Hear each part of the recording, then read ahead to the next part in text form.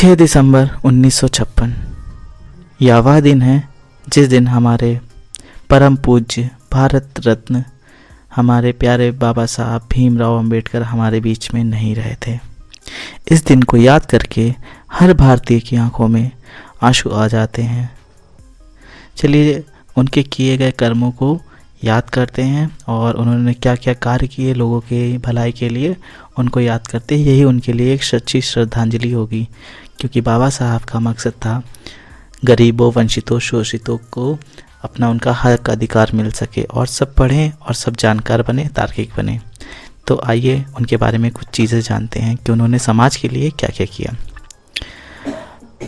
बाबा साहब तो जानते हैं कि उन्होंने समाज के लिए अपना क्या योगदान दिया, एवं धर्म के लिए क्या योगदान दिया।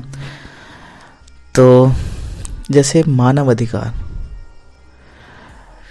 अधिकार के लिए उन्होंने इतना काम किया है कि छोटी कुछ बातें मैं आपको बताता हूँ। जैसे दलित, जिन्हें छोटी जात लोग कहते हैं, उनको देखिए पानी पीने का हक नहीं था, उनको पढ़ने का हक नहीं था, उनको मंदिर में प्रवेश करने का हक नहीं था, कोई धार्मिक किताब पढ़ने का अधिकार नहीं था।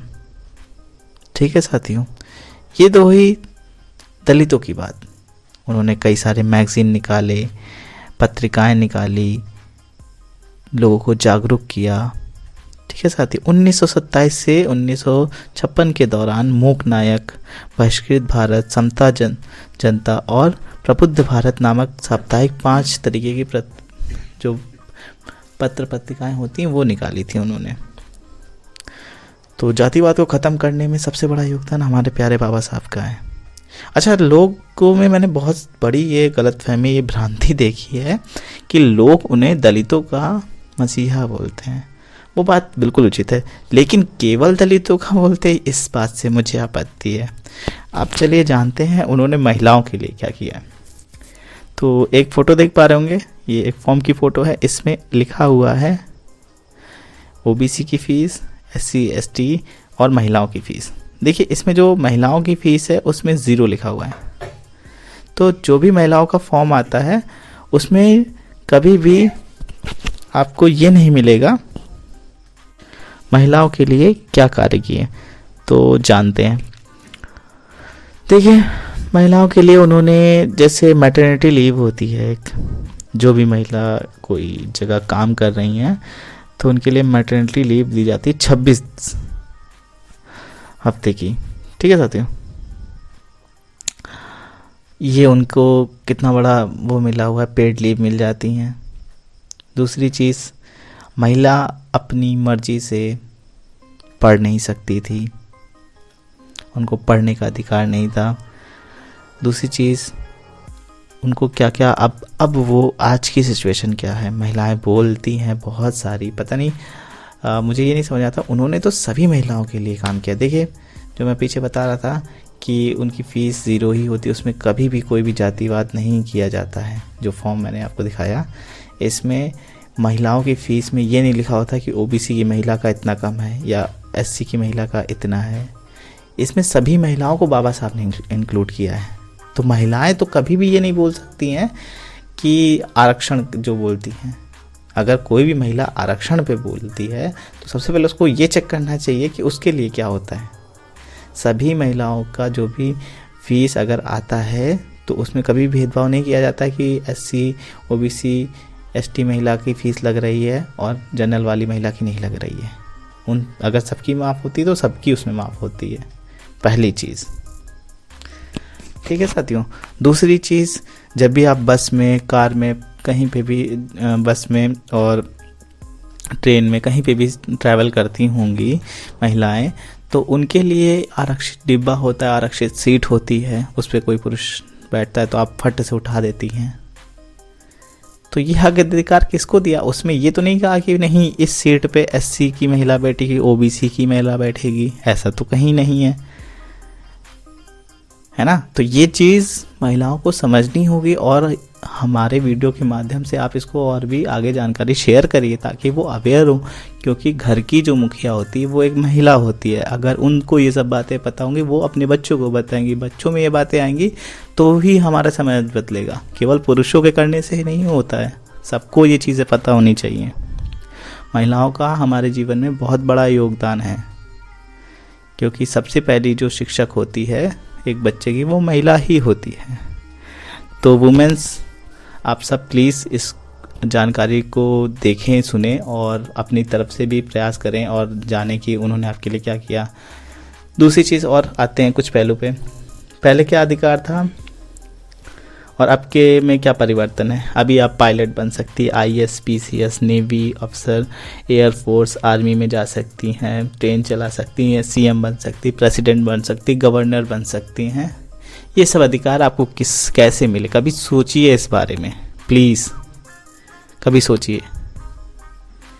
तो जो भी जाति की वजह से अगर आपको वो मिल रहा है कि मतलब आप ये नहीं कह सकती कि हम जनरल से आते हैं या हम OBC से आते हैं या हम SC से आते हैं तो हमको सारी महिलाओं को एक जैसी सुविधाएं दी गई हैं। दूसरी चीज़, अब आते हैं पुरुषों की बात पे। कौन लोग कहते हैं कि हमें नहीं मिलता, हमें नहीं मिलता है। जो विकलांग होते हैं, जो डिसेबल होते हैं, ठीक है साथियों, अंधे, बहरे, गूंगे, लंगड़े, ठीक है साथियों, पोलियो से या किसी बीमारी से उनको कोई शरीर में डिसेबिलिटी होती है, तो उनके लिए क्या है। उनके लिए देखिए, सब के लिए एक ही जैसा नियम है, उसमें भी डिस्क्रिमिनेशन नहीं होता है कि नहीं तो ये है तो इसको नहीं मिलेगा, केवल SC वाले को ही विकलांग का पास मिलेगा या विकलांग में छूट मिलेगी। जितने भी दिव्यांग हैं उनको सबको नौकरी में आरक्षण है, ठीक है साथियों। और सबके लिए अगर ट्रैवल पास बनता है सबके लिए एक ही जैसा है। दूसरी चीज़, अब बचा कौन, सामान्य पुरुष बचे। अब इनमें है, एक है जिस पे शोषण हुआ है, एक जिसने किया है। तीसरी चीज़ आते हैं, अभी तो 10% EWS लागू हो गया है। तो मेरा कहना ये है कि अगर एक परिवार में 10 लोग होते हैं और हमारे घर में 10 रोटी बनी होती है तो सबको एक एक मिलती है। इस बात से आप सहमत हैं?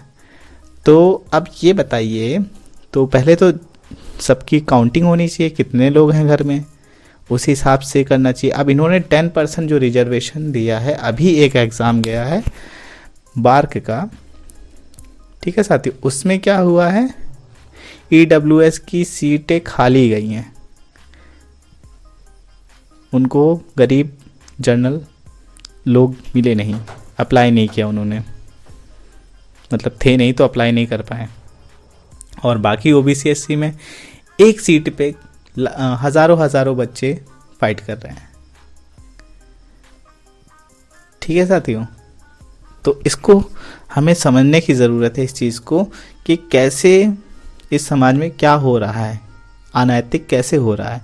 भाई आपके घर में मान लीजिए 10 रोटी बनी और उनमें से केवल 3 ही लोग 6 रोटी ले लें और बाकी के 7 लोग 4 रोटी में गुजारा करें, कुछ इस तरीके का है। तो डिवाइडेशन कैसे होता है, सबको बराबर का हक मिले। बराबर के हक की बात है, पॉपुलेशन काउंट करवाइए, उसके हिसाब से जो जितने % लोग हैं उसको उस हिसाब से रिजर्वेशन दे दीजिए, कोई इसमें प्रॉब्लम नहीं है, ठीक है साथियों। दूसरी चीज़, जो रिजर्वेशन के खिलाफ है उन्होंने कभी भी EWS का किसी ने भी विरोध नहीं किया, मिला रख लिया।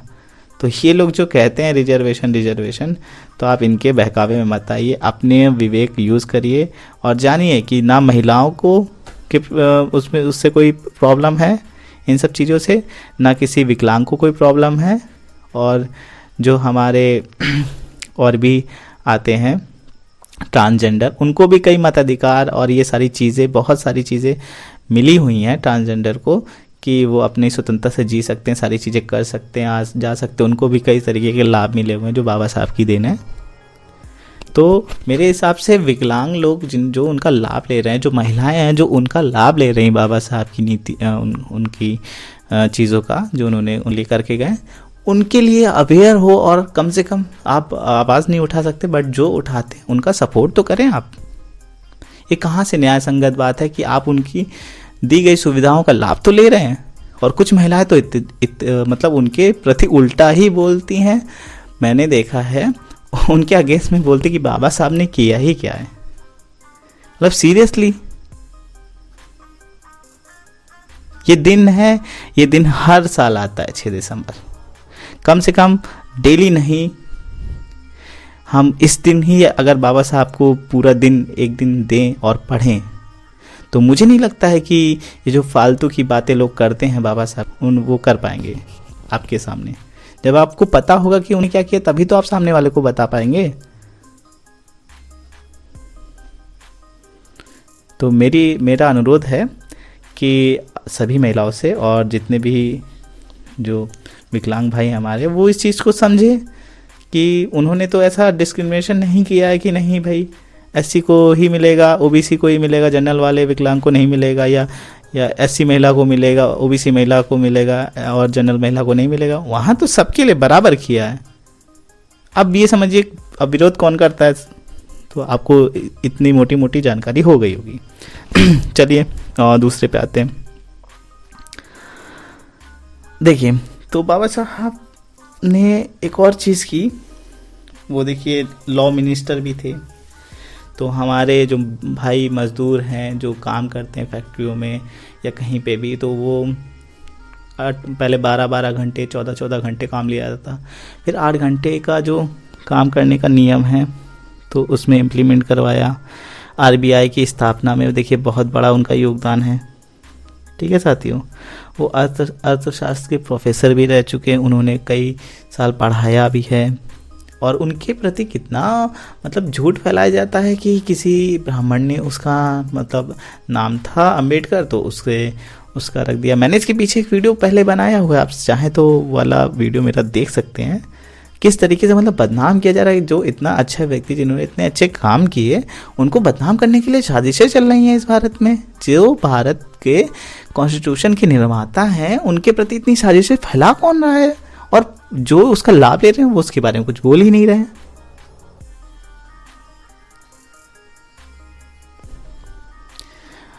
यहां तक कि तो ये तो बोला ही जाता है कि उसको किसी उनका नाम ऐसे मिल गया।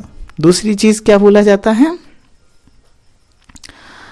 कि बाबा साहब को किसी उन्होंने मतलब वो कैसे पढ़ गए, पढ़ लिख कैसे गए जब पढ़ने का अधिकार नहीं था।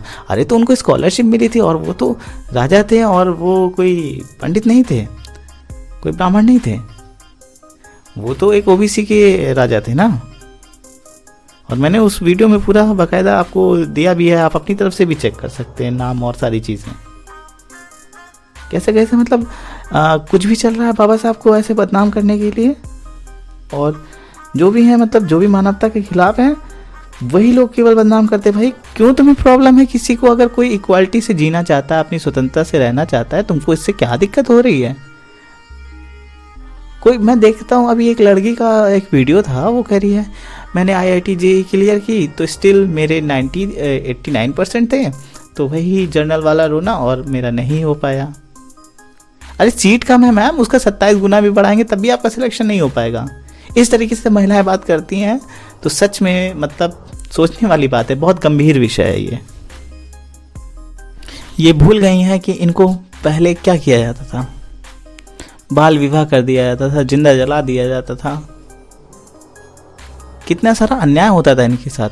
आज ये अपनी मर्जी से एक घर बना करके उसमें रह सकती हैं, पति से अगर कोई अनबन हो तलाक ले सकती हैं, अब पति से अपना अगर डिवोर्स किया है तो बच्चे के लिए परवरिश के लिए अपने मेंटेनेंस के लिए ये ले सकते हैं, गोद ले सकती हैं, आप वोट डाल सकती हैं। ये सारे अधिकार समझिए कैसे मिली आपको आज़ादी। सोचना इस बारे में कभी, प्लीज़ मेरी बहनों माताओं प्लीज़ इस बारे में सोचना, वरना अगर मनुस्मृति जैसा कानून फिर लागू हुआ ना तो आपको उसको एक बार पढ़ना चाहिए। आपको ऐसे नहीं समझ में आएगा। एक बार आप मनुस्मृति ऑनलाइन डाउनलोड करिए और उसमें पढ़िए महिलाओं के लिए क्या क्या लिखा हुआ है, क्यों जलाया था बाबा साहब ने उसको, कैसा कानून और लॉ चल रहा था। हिंदू कोड बिल आया हुआ था कि जो महिला जो पहले कई सारी शादियां कर लेते थे तो उसके लिए किया था कि एक आप मतलब एक शादी करो। तो ये सारी चीज़ें पढ़ने की ज़रूरत है। कौन सी दिशा में जा रहा है हमारा देश? वैचारिक विचार करता ही नहीं किसी चीज़ पे। यहाँ सोचने की ज़रूरत है। अरे जिस व्यक्ति ने आपके लिए अपना जीवन पूरा बलिदान दे दिया, उनके कई सारे बच्चों की मृत्यु हो गई, कितना संघर्ष, इतना स्ट्रगल किया, क्या कर रहे हैं आप लोग? उनके हक अधिकार जो आपको मिले, उन्होंने जो दिलाए, जो आपके लिए किया, उनका आप लाभ तो ले रहे हैं, लेकिन उनके बारे में कोई कुछ भी कहता है तो आप उनको जवाब तक नहीं देते। इनफैक्ट जो उनके लिए बोलता है आप उसका समर्थन तक नहीं करते हैं।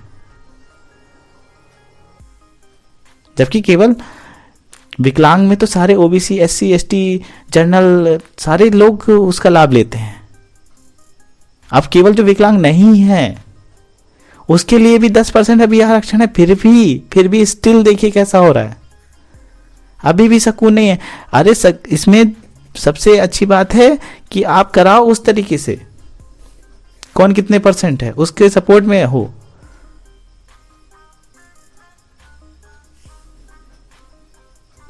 तो इतनी सारी बातें करने के बाद शायद आपको कुछ अगर अंदर से महसूस हुआ हो कि हाँ, इन महापुरुष ने आपके लिए अगर कुछ किया है तो प्लीज़ उनके बारे में पढ़ो, जानो और दूसरों को भी बताओ। केवल आपके जानने से कुछ नहीं होगा। जब तक आपके आसपास के लोग और उनसे बाकी लोग नहीं जानेंगे तो ऐसे लोग जो उनके बारे में भला बुरा कहते हैं उनका हौसला और बुलंद होता है। अरे जिस इंसान को doctor of science, symbol of knowledge कहा जाता है, उनके बारे में आप ऐसे पूरा वर्ल्ड में जितनी कंट्री हैं, कई सारी कंट्री उनको मान रही है, बेस्ट स्कॉलर मान रही हैं, उनकी मूर्तियां बन रही हैं, उनको लोग मान रहे हैं अमेरिका में, कनाडा में, और आप यहाँ पे क्या कर रहे हो? आपके देश का संविधान उन्होंने लिखा और आप ही नहीं उनको कोई भी कुछ भी बोल दे रहा है, आप ऐसे सुन ले रहे हो। इस दिन को इस तरीके से सेलिब्रेट करो, इस तरीके से याद करो कि ताकि उनके किए गए कामों को याद करो। उनके लिए यही सच्ची श्रद्धांजलि होगी। मूर्ति लगा करके, कैंडल जला करके ऐसे करने से कुछ नहीं होगा। उनकी मूर्ति पे माला चढ़ाने से उनके विचारों को जानो, उनके दिए गए मार्ग पे चलो, तब देश का भला होगा।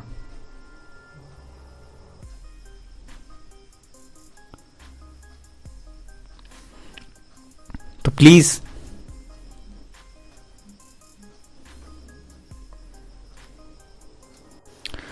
मेरा वीडियो अगर अच्छा लगा हो, आपके अंदर 1% भी इम्प्रूवमेंट हुआ हो, तो प्लीज़ मेरे वीडियो को लाइक करें और शेयर करें और ज़्यादा से ज़्यादा लोगों तक पहुंचाएं।